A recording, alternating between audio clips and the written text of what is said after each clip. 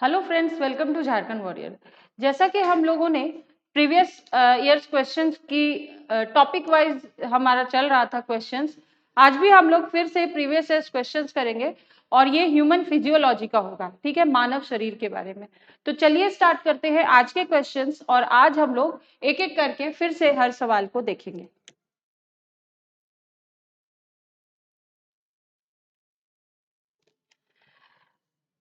हाँ, पहला सवाल है मानव वयस्क मानव में होती है, सॉरी यहाँ पे अस्थियां छूट गया है। कितने अस्थियां होती है या कितने बोन्स होते हैं एक नॉर्मल एडल्ट में, ठीक है, वयस्क मानव में। ऑप्शन है 204, 206, 208 अस्थियां या 210 अस्थियां। तो इस सवाल का सही जवाब क्या हो सकता है, आप लोग डिसाइड करो। अगर इस सवाल का सही जवाब हम लोग बोलेंगे 206। एक ह्यूमन एडल्ट में 206 अस्थियां होती है। और अगर आपसे पूछ ले कि एक जो नया बच्चा जन्म लेता है, या बोल सकते हैं कि 2 साल से छोटे बच्चों के में अंदर के कितनी अस्थियां होती है या कितनी हड्डियां होती है, तो उसमें आप लोग को जानना होगा यह 300 से अधिक हड्डियां होती है। ऑप्शन में आपका रहेगा 300 या 306 रहेगा या 300 से अधिक रहेगा, तो हमेशा याद रखना कि यह 300 से अधिक होती है। अगला सवाल हम लोग देखेंगे, मानव के मस्तिष्क में स्मरण क्षमता कहाँ पे होती है। तो हमारा मानव मस्तिष्क जो है वो 3 पार्ट में डिवाइडेड है, फोर ब्रेन, मिड ब्रेन और हाइंड ब्रेन। तो अगर फोर ब्रेन की बात करें तो फोर ब्रेन में क्या, आप यहाँ ऑप्शन देखिए, medulla oblongata, cerebrum, brain cavity या सेरिबेलम। तो ब्रेन का, ह्यूमन ब्रेन का या मस्तिष्क का अलग अलग पार्ट होता है।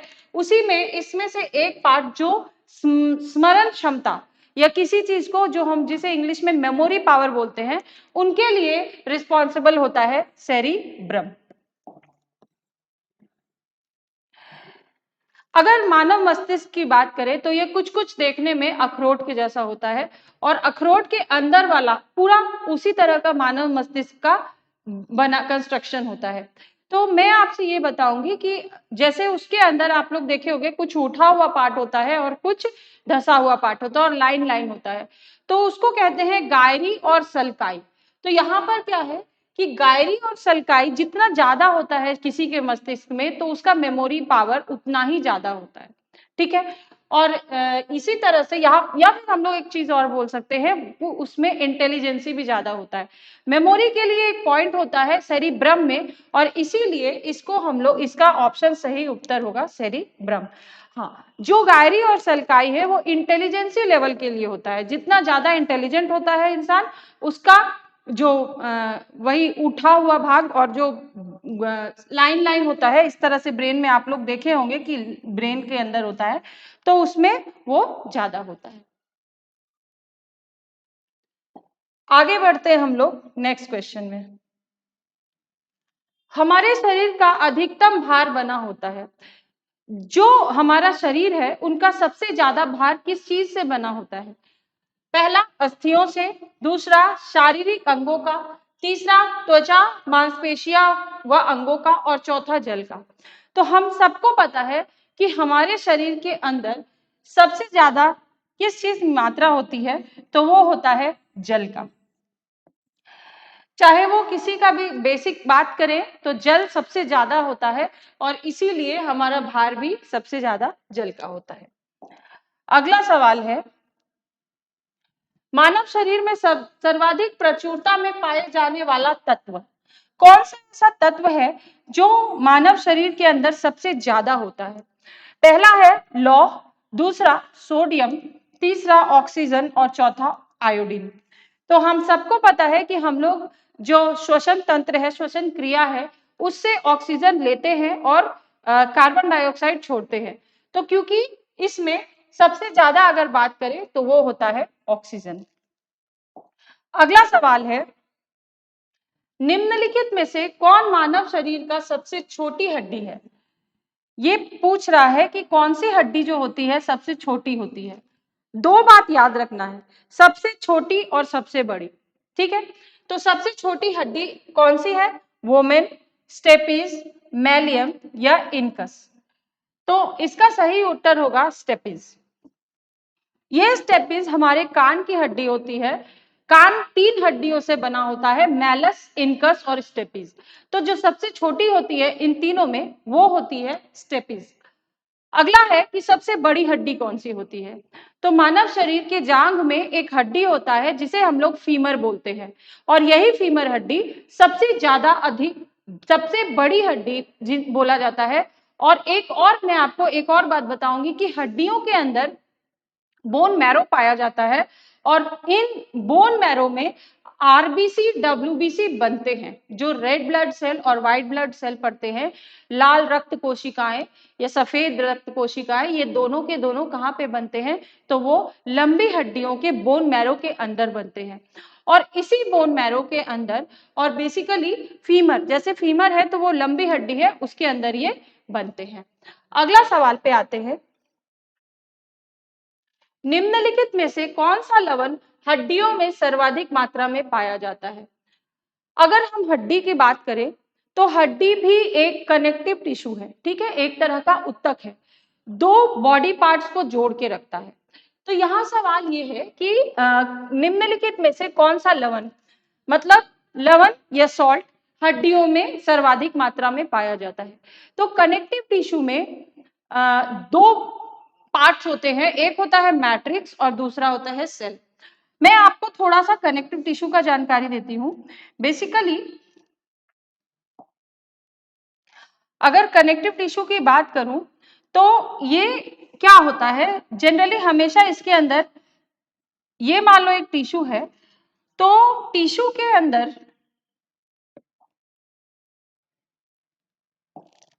टिश्यू हमेशा किसी ना किसी बेस का होता है।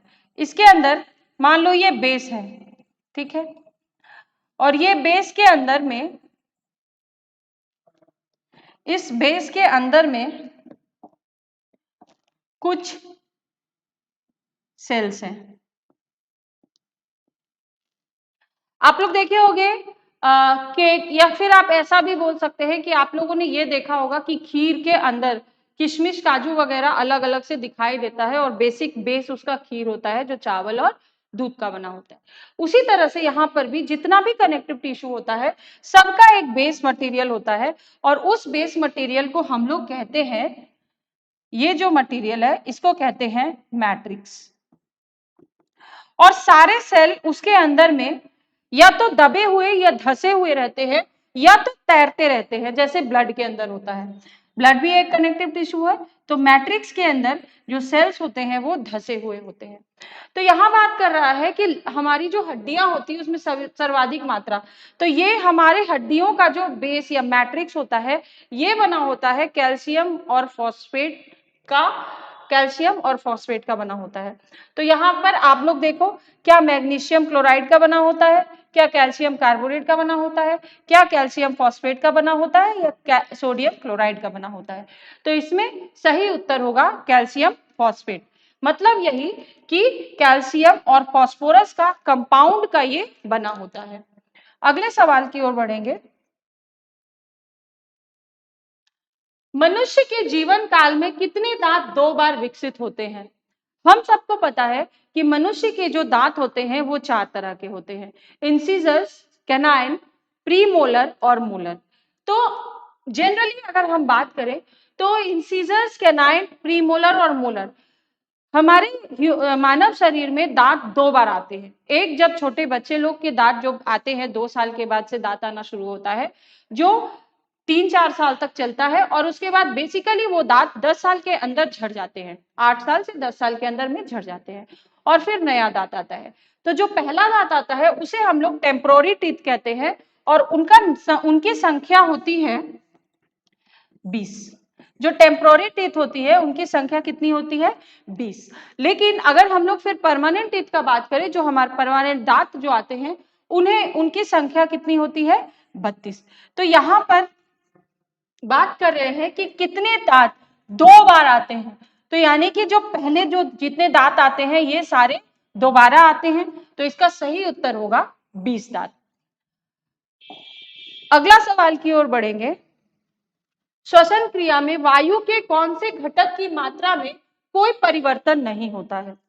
अगर हम श्वसन क्रिया की बात करें तो हम क्या लेते हैं, अंदर हवा लेते हैं, और हवा में नाइट्रोजन की संख्या, हवा में क्या होता है, नाइट्रोजन होता है, ऑक्सीजन होता है, कार्बन डाइऑक्साइड होता है, वाटर वेपर के साथ कुछ इनर्ट गैसेस होते हैं जो INERT इनर्ट गैसेस होते हैं, जो क्या करते हैं, कार्बन जो हमारे बेसिक किसी से रिएक्ट नहीं करते हैं। तो यहाँ पर नाइट्रोजन का कितना परसेंटेज होता है, 78%। ऑक्सीजन का कितना होता है, 21%, या आपको कहीं कहीं ये 20.9 भी मिल जाएगा।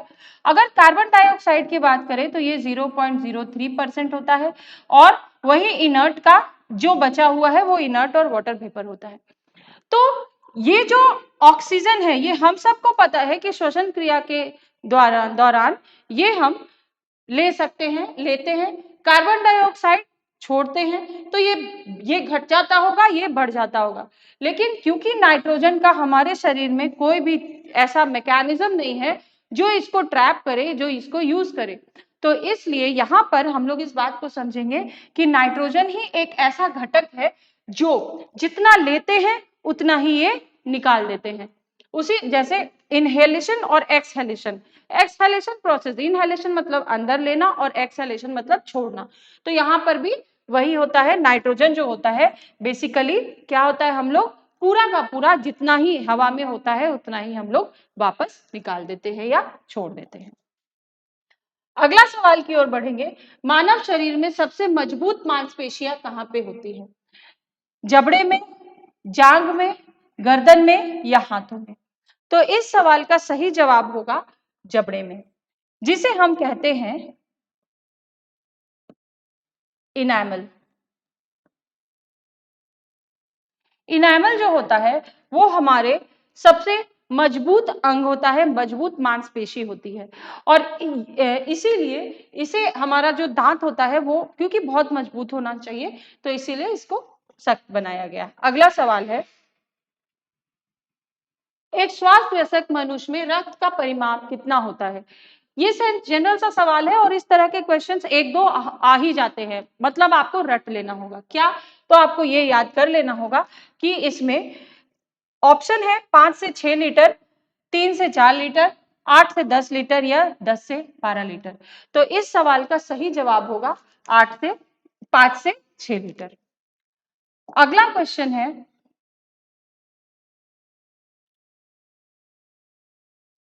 सॉरी, मानव हृदय में कितने कक्ष होते हैं?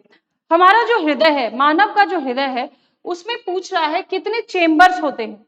तो मानव हृदय में आप लोग को ये पता होगा, बहुत जाहिर सा सवाल है और बहुत इजी क्वेश्चन है ये, 4 चेंबर होते हैं।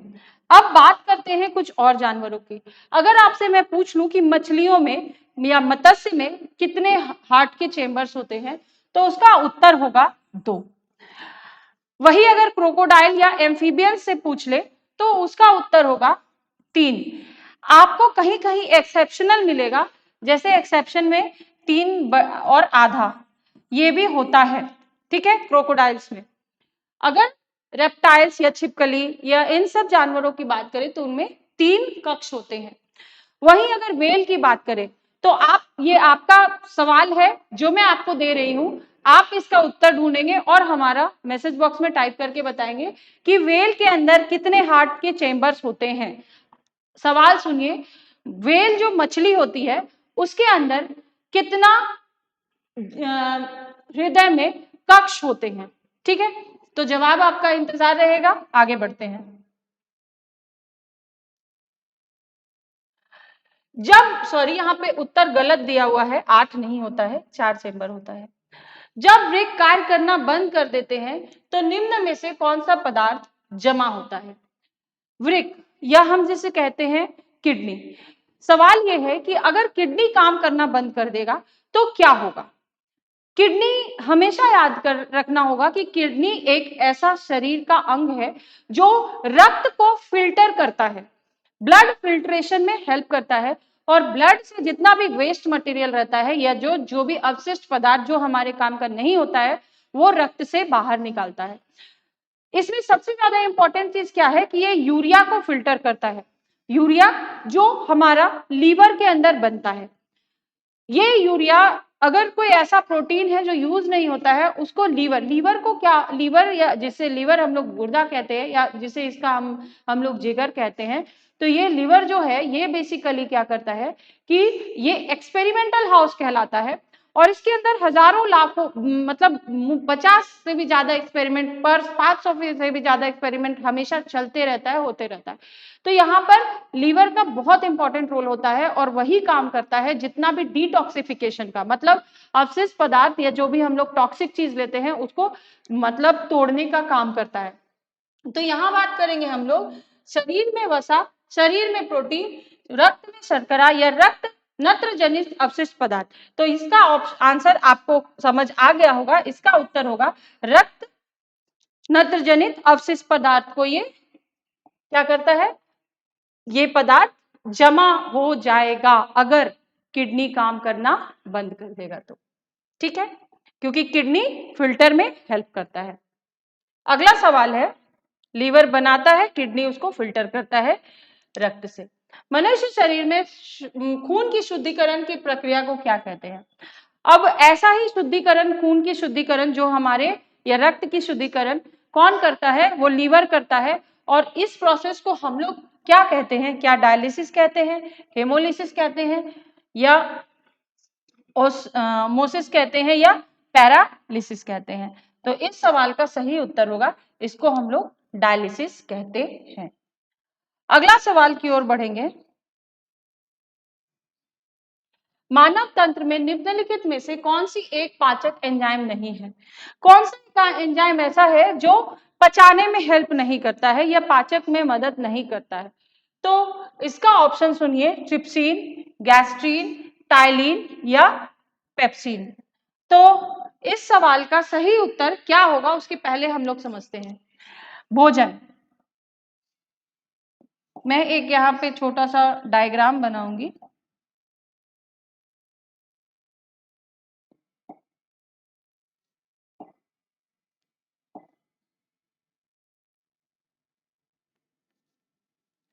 हम लोग एक छोटा सा डायग्राम देखेंगे और डायग्राम के थ्रू हम लोग एक चीज को समझेंगे कि कहाँ पर क्या होता है, ठीक है।